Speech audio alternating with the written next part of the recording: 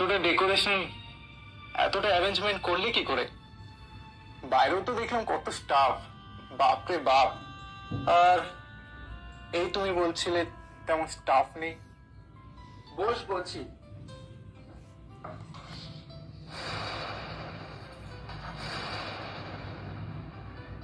বাড়িতে আমি কিছুটা অ্যারেঞ্জমেন্ট করে রেখেছিলাম, আর বাকি এখানে এসে আমাকে কিছুই করতে হয়নি। বাকি সব করেছে আমার business development officer mister Arab. হ্যাঁ, coming sir. Yes, coming. Please have a seat. Vicky, ও হলো mister Arab Singh Rajput. On behalf of me, he arranged all everything. এই পুরো অফিসটাকে ও নিজের হাতে সাজিয়েছে, and he is a very good architecture engineer. আরব হচ্ছে বিকি, আমার পিসির ছেলে। আরব, হাই, আমি বিকি। বিকি ইজ মাই নিকনেম। আমার পুরো নাম Rihan De. Nice to meet you. এখন ধরে স্যার যা যা বললেন তার কিছু সত্যি না। স্যারের আমি শুধু কর্মচারী ছাড়া আর কিছুই।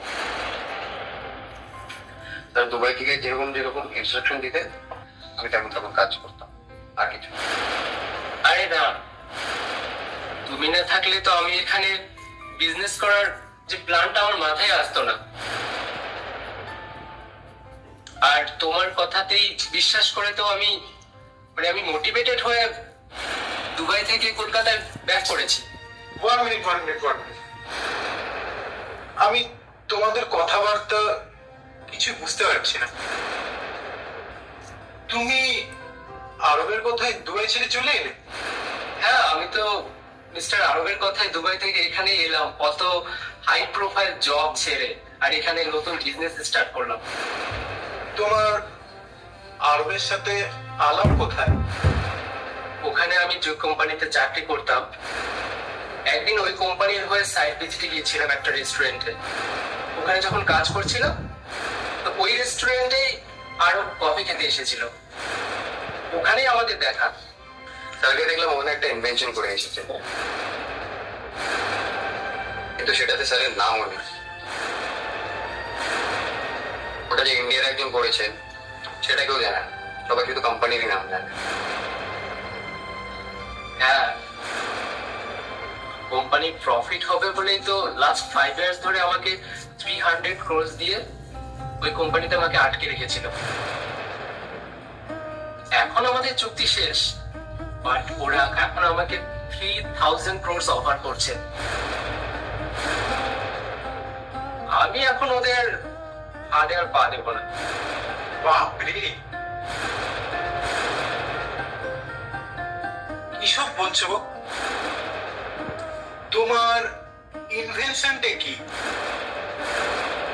তুমি এমন কি আবিষ্কার করেছো যার জন্য দুবাই তোমাকে টাকা দিয়ে কিনতেছে? দুবাইতে একটা জব পারপাসে গিয়েছিলাম।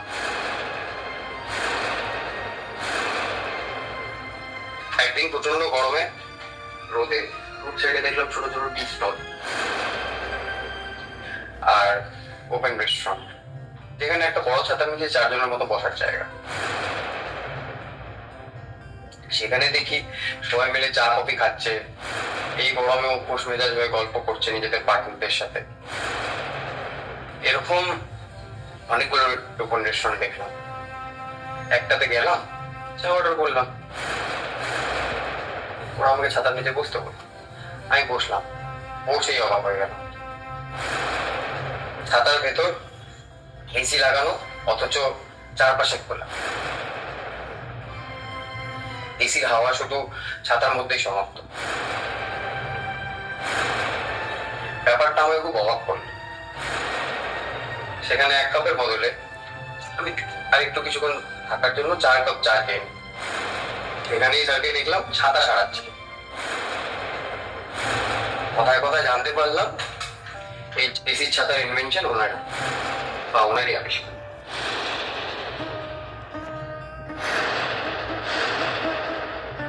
আমি তো মামার বাড়িতে তোমার ব্যাপারে কারো কাছে কিছু শুনিনি। স্যারের একটা মাইনাস পয়েন্ট আছে, কখনোই প্রচারের আলোয় আসতে চান। তা ঠিক, কিন্তু এখানে না এলে তো এত কিছুই জানতে পারতাম।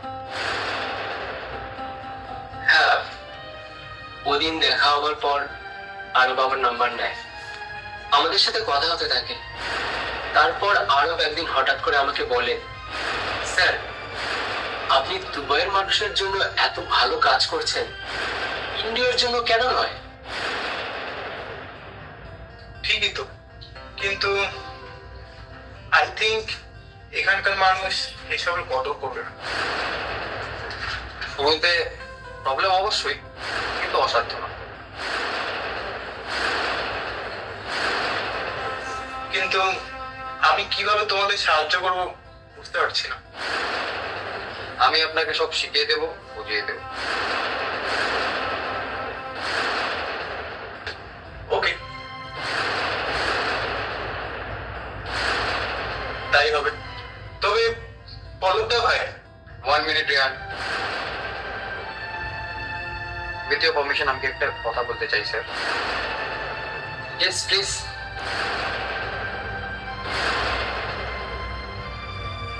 বাড়ির থেকে যখন বেরোবেন সমস্ত রকমের রিলেশন বাড়ির দরজার ভিতরে লক করে আসবেন। আপনি এখন একটা ইন্টারন্যাশনাল কোম্পানির সাথে যুক্ত হয়েছে। এখানে no addressing with any personal relation. এখানে আপনি আপনার উপরের পার্সনদের স্যার বলে অ্যাড্রেস করবেন। আপনার অধীনে যারা কাজ করছে তারা আপনাকে স্যার বলবেন, এটাই নিয়ম। কিন্তু পলকদা ভাই তো আমার নিজে। এখানে আপনার নিজের কিছুই নয়, যা আছে সব কোম্পানির, ইভেন কোম্পানির মালিক নয়।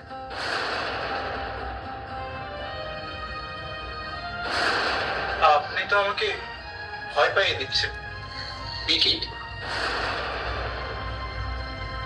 ওনার কথা শোন। আই এম শিওর যে উনি তোকে কোনো খারাপ পরামর্শ দেবেন না। খারাপ ভালো থেকেও আমার পরামর্শ সবই হাইলি প্রফেশনাল। আমি এখানে কাজ করতে পারবো বলে আমার মনে হয় না। কাজ তো আপনাকে করতেই হবে মিস্টার রিয়ান। আপনি কয়েক মিনিটে অনেক কিছু জেনে গেছেন কোম্পানির ব্যাপারে, আপনাকে যেতে দেওয়া যাবে না। আপনি মালিক না পলকদা ভাই?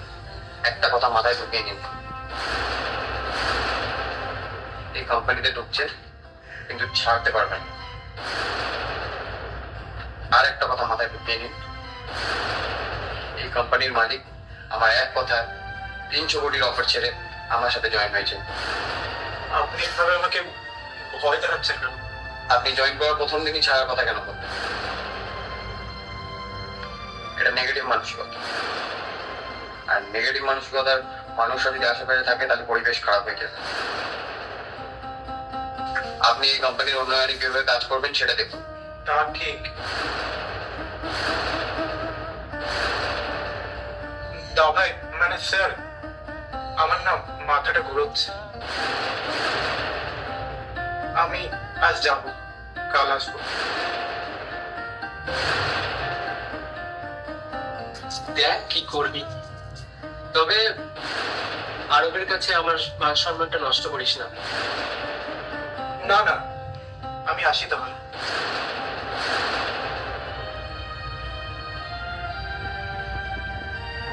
First day dose to time to continue. Second day if you continue, then the dose will be something more. তোমার কি মনে হয় ও কাল থেকে কন্টিনিউ করবে? আমার সিক্স সেন্স বলছে করবে। আসলে একটু লালু গুল্লু টাইপের তো। হ্যাঁ, ওই কারণে বড় বাবা বললো ওকে এই অফিসে নিতে। আর বড় বাবার যে রিকমেন্ডেশন আছে সেটা ওকে বলা বারণ আছে। আমার এক কাজিন সিস্টার আছে, সে 2-1 দিনের মধ্যে চলে আসবে। আমি ওকেও এই অফিসে ইনভলভ করব। বড় বাবা ওকেও ডেকে পাঠিয়েছে। হাইলি প্রফেশনাল ছাড়া আর কাউকে এঙ্গেজ করবেন না স্যার।